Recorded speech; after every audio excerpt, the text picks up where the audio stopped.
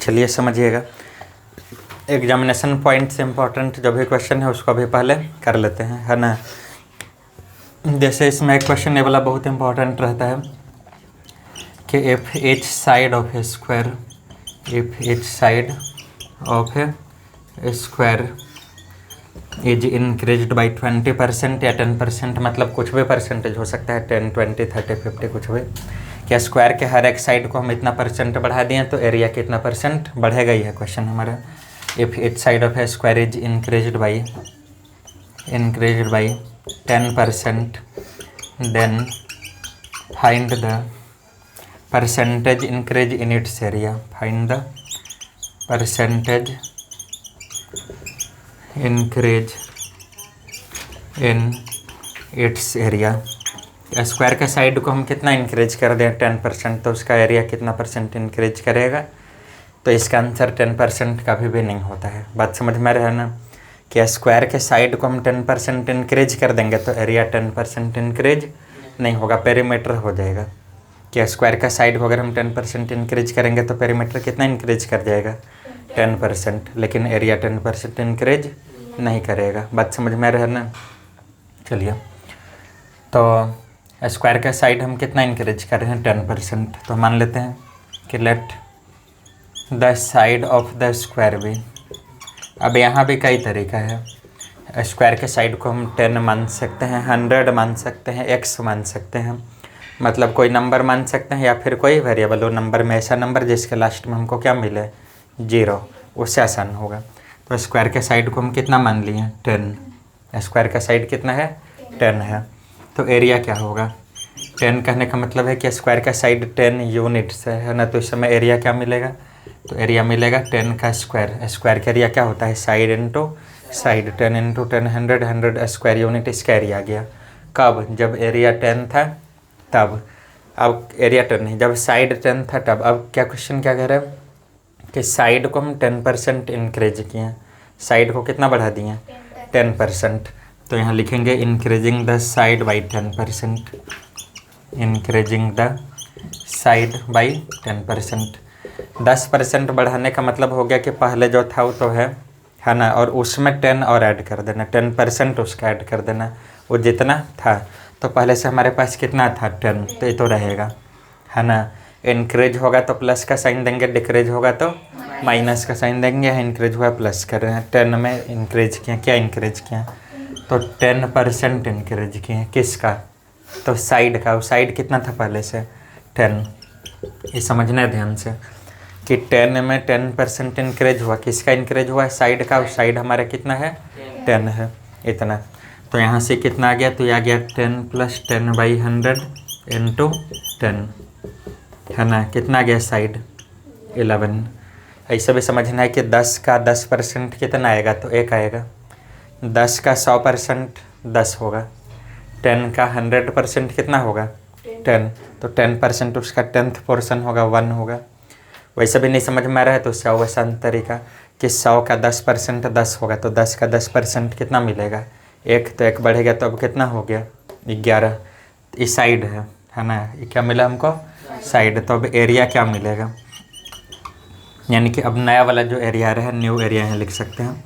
ये हो गया 11 इंटू 11, 121। पहले एरिया कितना था 100, अब एरिया कितना हो गया 121। इंक्रीज कितना हुआ, इंक्रीज कितना का हुआ, तो इंक्रीज कितना का हुआ 121 माइनस 100, यानी कि 21 बढ़ गया। अब कह रहा है कितना परसेंट बढ़ा, तो 21 किस में इंक्रीज हुआ है, बोलो 21 किस में इंक्रीज हुआ है 100 में। पहले एरिया 100 था, उसमें 21 बढ़ गया, तो 21 जो है 100 का कितना परसेंट है, ही ना पता लगाना है। तो जितना इंक्रीज या डिक्रीज होगा उसको ऊपर रखेंगे, ओरिजिनल एरिया हमेशा नीचे रहेगा, और परसेंट लाने के लिए हम क्या करते हैं 100 से मल्टीप्लाई। तो आप लोग जानते हैं कि परसेंट लाने के लिए कितना से मल्टीप्लाई, तो यहाँ सिर्फ यही करना है कि जितना इंक्रीज डिक्रीज हुआ ऊपर में, टोटल एरिया हमेशा नीचे में, और इंटू कितना से 100।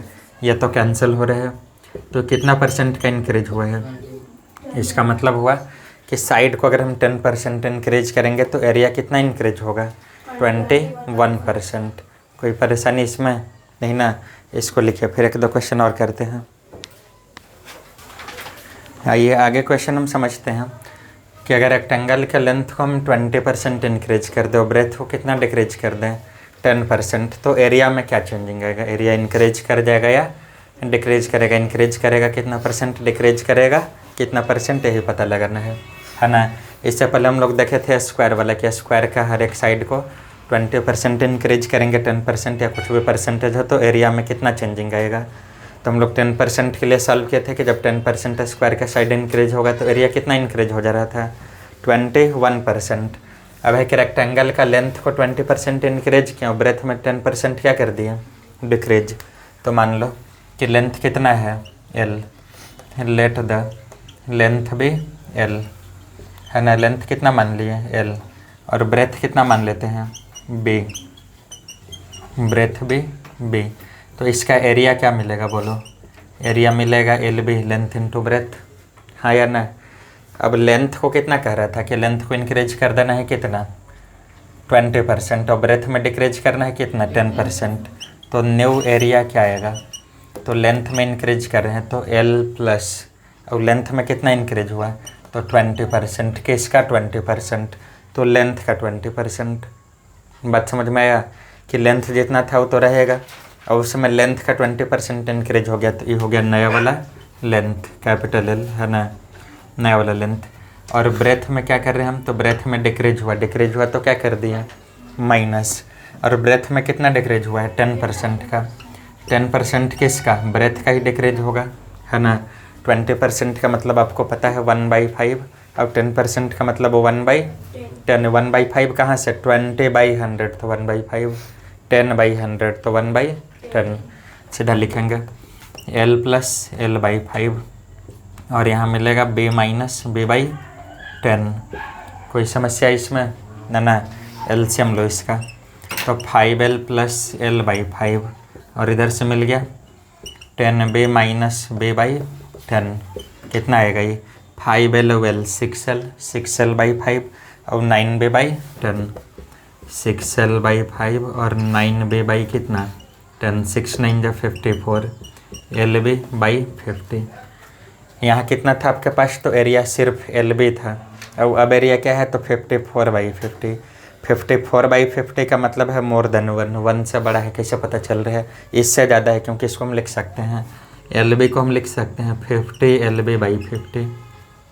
दोनों में 50 से मल्टीप्लाई डिवाइड कर दिए, क्या फ़र्क पड़ा? कुछ नहीं है ना। क्लियर हो रहा है पूरा ना। तो अब इससे बड़ा दिखाई दे रहा है मतलब एरिया तो इंक्रीज हुआ है, एरिया में क्या हुआ है इंक्रीज। अब क्वेश्चन है कितना इंक्रीज हुआ? तो इतना हो गया, पहले इतना था तो इसमें से इसको घटा लेंगे, उतना का इंक्रीज हो गया। कितना का इंक्रीज हो गया? तो 4LB/50 का इंक्रीज हुआ है, हाँ या ना। चलिए तो यहाँ इंक्रीज निकाल लेते हैं और फिर इंक्रीज परसेंट निकाल लेते हैं। इंक्रीज कितना का हुआ? तो इंक्रीज हो गया 54LB माइनस 50LB/50। एलसीएम ले लिया दोनों का, माइनस कर दिया है ना। कितना आ गया ये 4LB/50 मतलब 2LB या 50 है तो चेंज करने का कोई ज़रूरत नहीं है। जब परसेंटेज निकालेंगे ना उस समय कैंसिल हो जाएगा, अभी छोड़ देते हैं इसको, कोई परेशानी नहीं ना। इतना इंक्रीज हुआ है, फिर वही दिमाग लगाना है कि इतना इंक्रीज किस में हुआ है, इसमें हुआ कि इसमें हुआ है। इतना इंक्रीज किस में हुआ है तो इसमें हुआ है, इसमें है ना। तो परसेंटेज इंक्रीज क्या मिलेगा? तो बताए थे अभी इससे पहले वाला क्वेश्चन में कि इंक्रीज या डिक्रीज को कहाँ रखना है ऊपर। तो इंक्रीज कितना हुआ 4LB/50। तो 4LB/50 इंक्रीज हो गया। किस में इंक्रीज हुआ है? तो 50LB/50 में। तो बाई 50LB/50 और इंटू कितना 100। 50 से 50 कैंसिल और अब आपके पास क्या बचा 4/50। LB से LB भी कैंसिल और इंटू क्या 100, इससे 2 टाइम्स। तो इसका मतलब हुआ कि 8% का क्या हो गया है इंक्रीज। क्लियर है पूरा ना। अगर ज़्यादा दिक्कत होगा तो वीडियो हल्का बैक में ले जाके फिर से आप देख लीजिएगा, उसको नोट करके साथ में लिखिएगा, पूरा समझ में आ जाएगा एक बार में। बात समझ में आ रहा है ना? हाँ, नोट कर लीजिए।